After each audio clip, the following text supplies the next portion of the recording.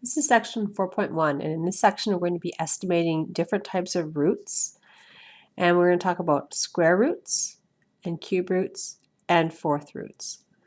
So first thing I want you to realize is there's a relationship between taking a number and finding a power of it and a root.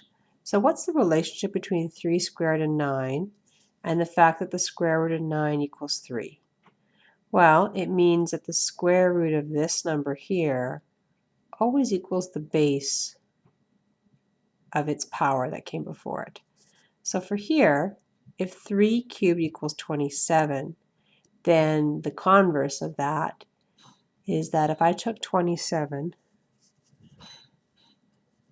and I wrote it in a root, the type of root would be determined by this little 3 here. It will equal this large number 3 here.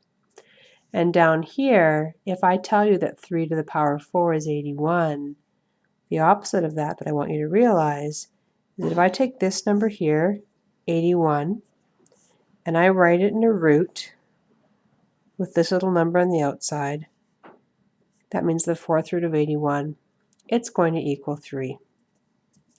So right now you're going to have this table, and you're going to be using this table throughout this entire chapter. So it's not something you have to memorize, but it's something you need to refer back to. And this table is going to be used in two different ways. The one way is directly as it's given. And I actually want you to add one column or one row to the top of this. 1 squared equals 1. Right here, we'll squeeze it in. 1 cubed equals 1. Right here, 1 to the power 4 equals 1. And right here, 1 to the power 5 equals 1. So the other way this can be used, instead of saying, for example, that 5 squared equals 25, the opposite of that is true as well. If I take 25 and put it in a root, it equals 5. So if you want and you think you need to, you should take a moment and fill in this entire column this way. So above it, I will have the fact that the square root of 16 is 4, the square root of 9 is 3, the square root of 4 is 2, and so on. In this column here, let's just zoom in a little bit, you're going to have the fact that this 27, if it's put into not a square root but a cube root this time, it's going to equal 3. This 64, if it's put into a cube root, it will equal 4. And likewise, all the way down the page, the cube root of any number on this side of the equal sign will equal the base number to the left of the equal sign. In this column here, we're not dealing with cube roots or square roots anymore. We're dealing with fourth roots. So right here, this means that the fourth root of 81 will equal 3. And this one means that the fourth root of 625 is 5. And you can fill in this entire column. These ones are not fourth roots. These are fifth roots. So for example, the fifth root of 243 is 3. The fifth root of 3125 is 5. At least fill in a couple of each column so that down the road you know how to work these sheets backwards. So, the bottom of the page we have some information that talks about terminology for radicals. And you need to know these. This entire thing is called a radical. This number on the inside, or variable on the inside, is called a radicand. This little number here on the outside is called the index. And this index is always going to be a small little number kind of up in the air here. So let's turn the page. What we're going to be doing now is finding the exact value or the estimated value of roots, depending.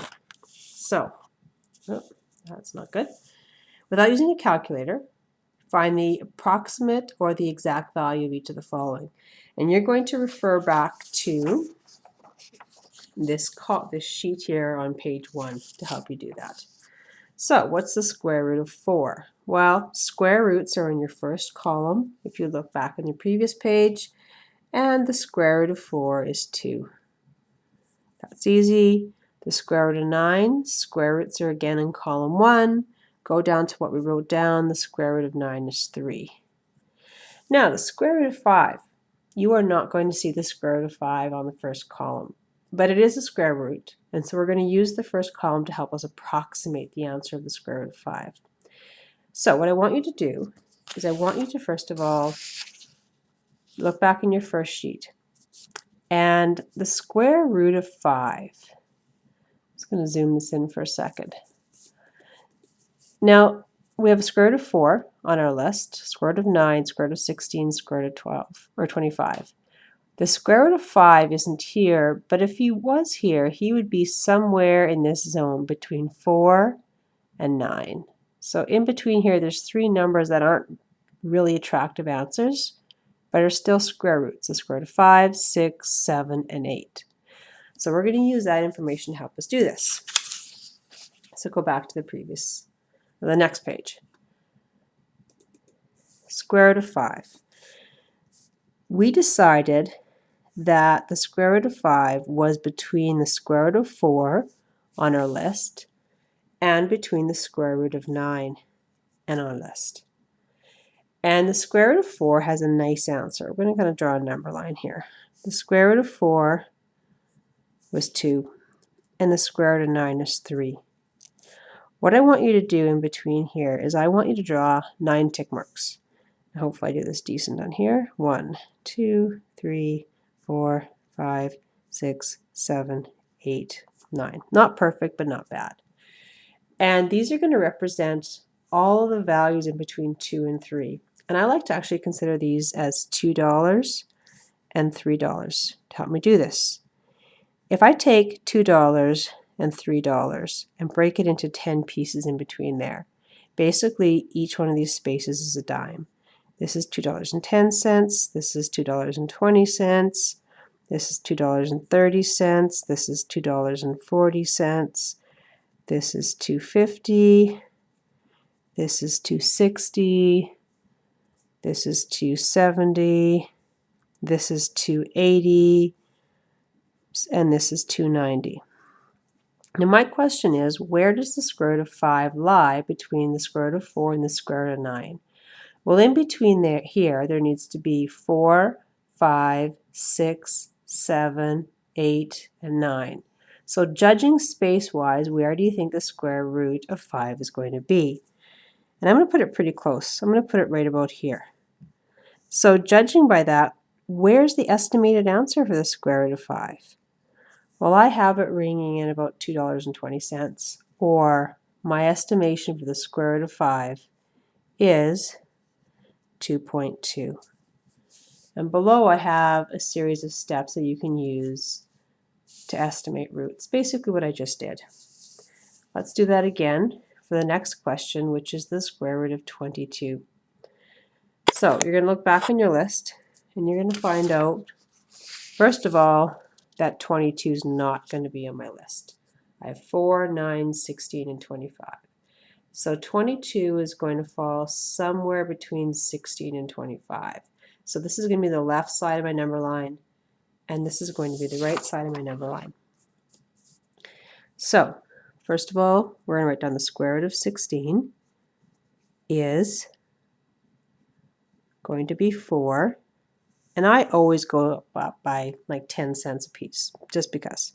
So there's 4. Here's 410. Here's 420. This one's spaced out a bit more, but it doesn't matter. Here's 430, 440, 450, 460, 470, 480, 490, and there's an even $5. And the $5 comes from the square root of 25. Now, where does 22 lie on here?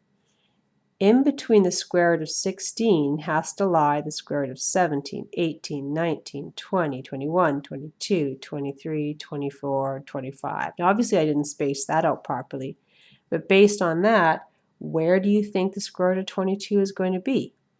Well, I'm going to guess the square root of 22 is going to be, so 16, 17, 18, 19, 20, 21, 22. I'm going to put them right about here. And this is an estimate, so you're not going to hit right on every time, and that's okay.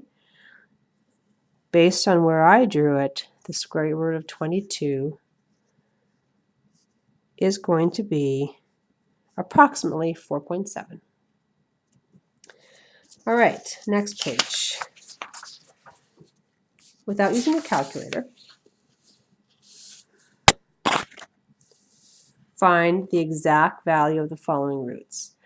Now, exact value means that you are going to be able to use your table. And the numbers that you have been given in the question will be on the table exactly or in some sort of decimal form. Now, the square root of 16 over 25, what I like to do is I like to treat this as two separate radicals. One on the top, which is the square root of 16, and one on the bottom, which is the square root of 25. This is going to be the square root of 16, which is 4, over the square root of 25, which is 5. Now, the fourth root of 16. Let's flip back for a second to our table on our first page. Square roots are in the first column, cube roots are in the next column, fourth roots are in this column here. And the fourth root of 16, if you look, now we haven't filled that in, but remember, and I still think it's a good idea for everyone to go back and to fill this table in. All the numbers on this side of the equal sign, if you put them in the root of this column, which is a fourth root, it will equal the base number on the left side. So what that means is that the fourth root of 16 will equal the 2. Which is exactly what our question is. The fourth root of 16 is 2. Now, when it comes to decimals, I'm going to give you a really quick, easy way to figure this out. First of all, let's just deal with square roots. So when you're dealing with square roots, and I'll just do this on the side here. For example, the square root of 81 is 9. We can actually use that information and change 81 into decimal form, and that'll give us answers as well. Now, if I put the decimal right here, it's not going to give us an exact value. It's going to give us a decimal, like a long-lasting irrational number. So there's no exact decimal. But if I take, and right now just don't forget that there is a decimal at the end of 81 that you don't see. We bumped it 1 over, and that didn't work. If we bump it 2 over to 0.81, that is going to work. And here's what you do. You take the square root of 81, which is 9, and you count how many decimal places are inside here. There's 1, 2.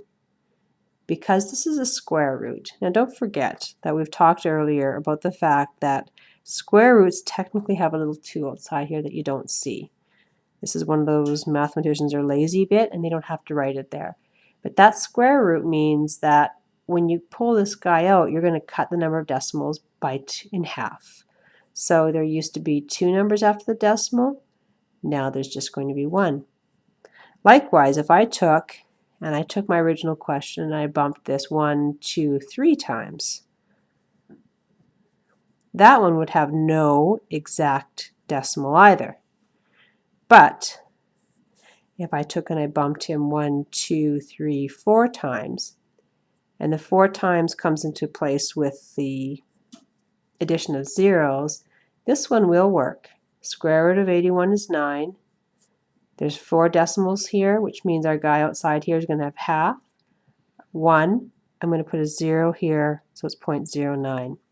Essentially, if you have a square root of a decimal number that's in our first column of our page 1, as long as there is an even number of decimals, you will be able to find an exact decimal answer.